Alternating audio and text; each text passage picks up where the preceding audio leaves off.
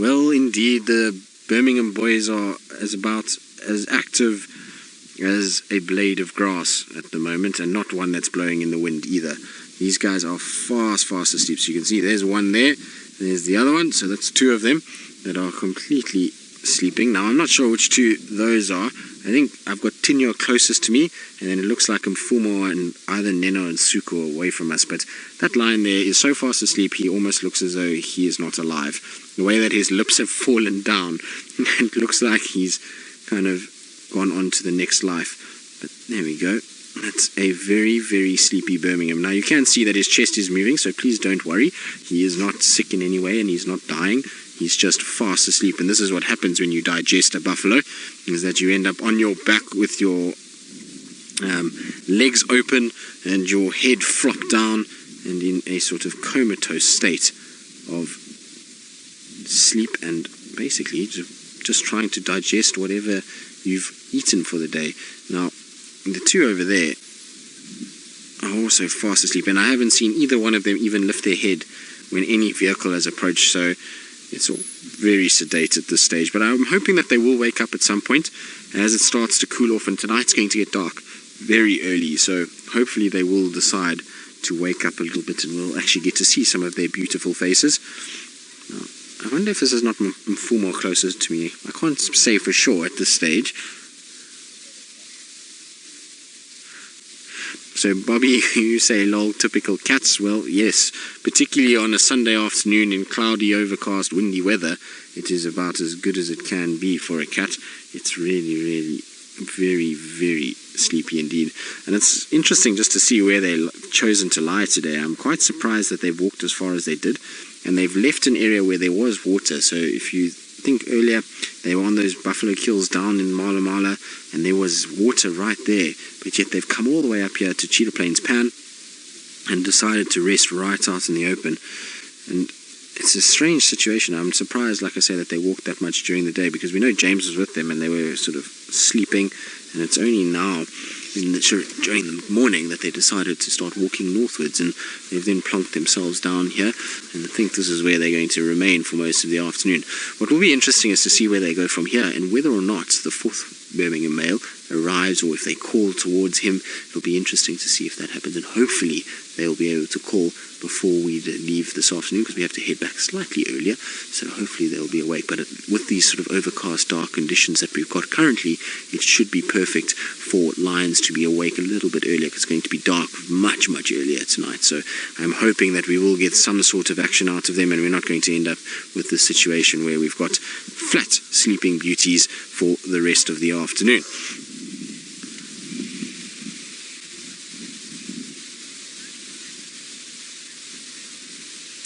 Well, CT, you say you get that way after eating at a buffet. Well, I can't agree more, especially on a Sunday. It's almost the perfect thing to do, is to go and have a good Sunday afternoon nap after eating yourself silly. And so I agree wholeheartedly that is the case. And these guys are doing it probably as well as they possibly can. They are definitely champion sleepers at this stage. Now, you'll notice that his back leg is sort of up and splayed, and that's all just to help with the sort of opening of the legs, keeping the body cool, because even though it is a cool afternoon, the body is still generating a massive amount of metabolic heat by trying to digest all of that protein that's inside of them. Also, it's probably just a little bit more comfortable than lying on your side all day long, so that's why you see those legs sort of sticking up on the edge there. But if it wasn't for the fact that he was breathing, he honestly does look as though he may be dead. Not a good look at all. Like I say, I'm not sure which one is which at this stage. Their heads are so buried in the grass at the moment, it's difficult to make any sort of ID on any of them.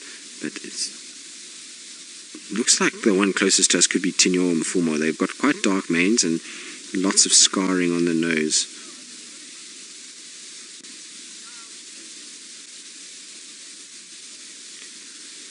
So Jenny, wondering if any of the cats are suffering from canine distemper in South Africa, because there are some that are suffering in East Africa. Well, Jenny, not that I've heard of. I suppose it is possible, but I haven't heard of any of the lions in the Sabi Sands or leopards in the Sabi Sands getting canine distemper at this stage, but I suppose it is possible. Now, the Sands pack that Jamie is with, they are showing signs of it, and there is the sort of vets that are checking them out and seeing how they are and monitoring them. So let's just see how that goes. But it would be interesting to know if it can cross over and if there has been any reported cases in this area. Not to my knowledge, I haven't heard of it in this particular section, but it's not to say that it can't happen. But you can see those paws have seen some wear and tear in their life. Can you imagine what those have gone through? Right, well, our boys are very sleepy. They are not moving at all, but we are going to try and wait it out. Oh wait, hold on, we've got some movement. Oh, look, stretch, and another bit of movement. It's all happening right now.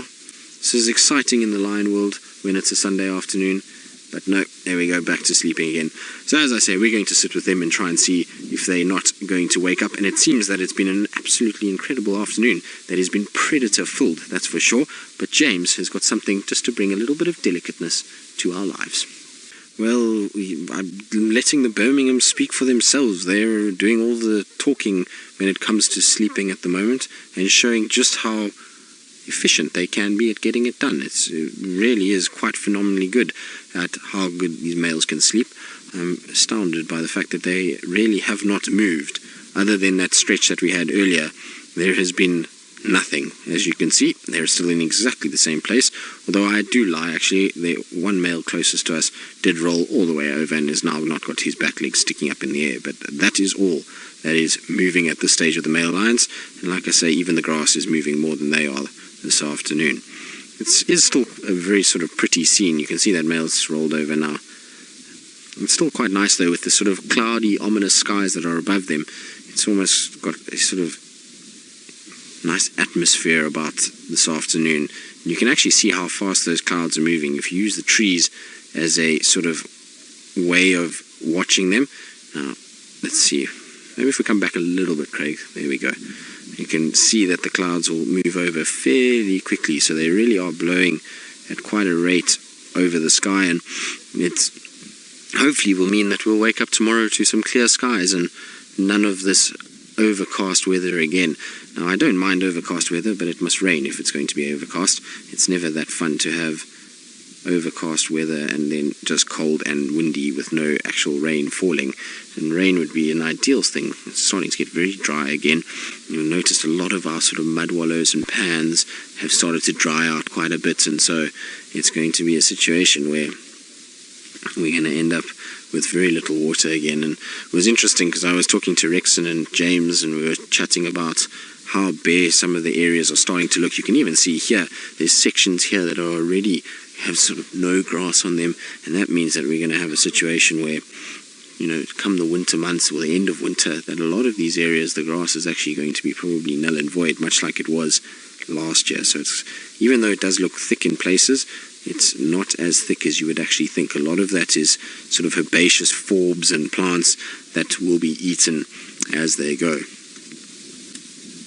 Now, I'm not sure if we maybe should just take a turn past Cheetah Plain Open while these boys sleep and just come back to them in sort of 15 minutes or so, because I don't sort of see them moving too much, and it might be worth just going to go check Buffalo Pan and check around the open area in case there is something else lurking. You never know. If there was a buffalo carcass, potentially there could be a chance of maybe some hyenas lurking around. So I think it's worth just going to go and have a little check and see if there is anything, because these boys are definitely not going to go anywhere anytime soon. So it's worth maybe just having another look around.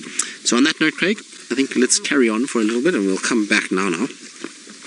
It's a nice loop that we can do because the plains area is just to our south here, and then it comes around, so it's the perfect kind of loop round and back to the boys to see how they are. And then we'll probably sit with them for a little bit and see if they don't move, and if they don't, then we'll have to carry on and get back, because as James mentioned, fireside chat this afternoon, all things Karula shall be discussed, and so we don't want to be late for that.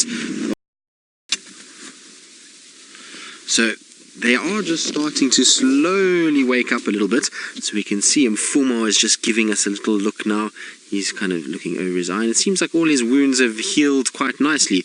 That wound under his right eye seems okay, and his face is still a bit scarred up, but he does still look very good. And I'm surprised his mane is still so light in comparison to some of the other Birmingham boys.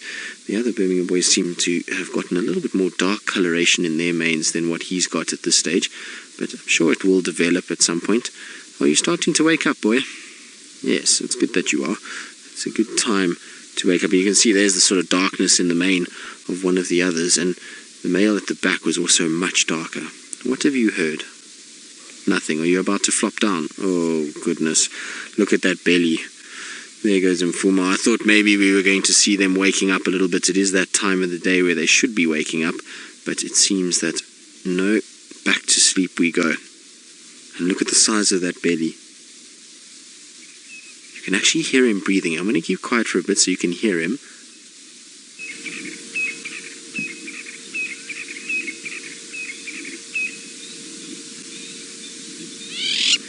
That's when you know that you're in close proximity.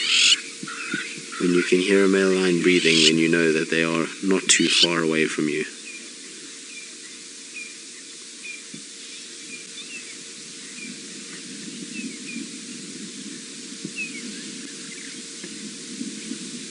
That's very cool. To be able to hear them is very, very cool indeed.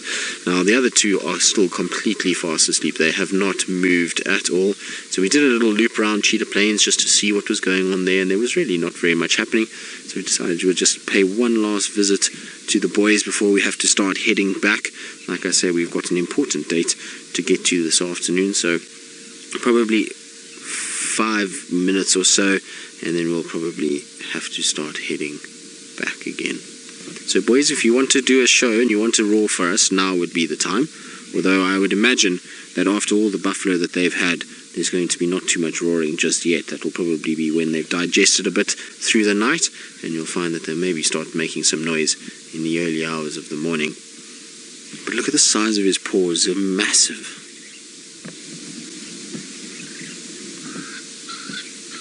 So Channing, you're wondering how old these Birmingham males are. Well, Channing, they are now, we estimate, because we don't know 100% sure, but we estimate them to be, now would be just approaching 7.5 years of age. 7.5, I think, somewhere around there.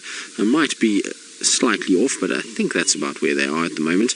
Just got to remember now, because they came in, when we first started to see them, they were about sort of 4.5, 5, and that was 2 years ago. So yeah, it would make them 6.5, 7, somewhere there. That is how old we think they are. Now, obviously, amongst the 4 of them, there could potentially be slight differences in age, because they might not all be from the same litter. So it's difficult to know with male coalitions, because they come from areas far from us, and even though we know where they come from and the pride that they come from, we don't know exactly which ones are, which cubs belong to which females when they arrive here, because by the time they arrive here, they're a lot bigger, and they don't look anything like what they look like now when they're little ones. So that's why we're not 100% sure exact age. It's not like the females that will spend time in this area that we get to know when they're born and exactly how old they are. Now, I think, unfortunately, we're going to have to leave these guys because it is starting to run out of time, and we really are very, very far from Djuma. So I think I'm going to probably start heading back now. But it's been an absolute pleasure to see them, and hopefully they don't move too far. I'm hoping that they'll decide to kind of nap here through the night, although that's not Birmingham style. Birmingham style is to sleep during the day and then march the entire property at night, and so I'm sure they will be up and moving at some point. But it would be really nice if they were still lying here and we had a beautiful morning sort of golden light coming up. It would be a very pretty scene to see them here. So let's hope for that. But otherwise, it's been really nice to see you three. It's been a while since I've seen this many Birminghams together. In fact, a very long time. Right, we're going to start heading back, and I believe Jamie is slowly starting to head back as well. So let's go across to her and see what she's got to say.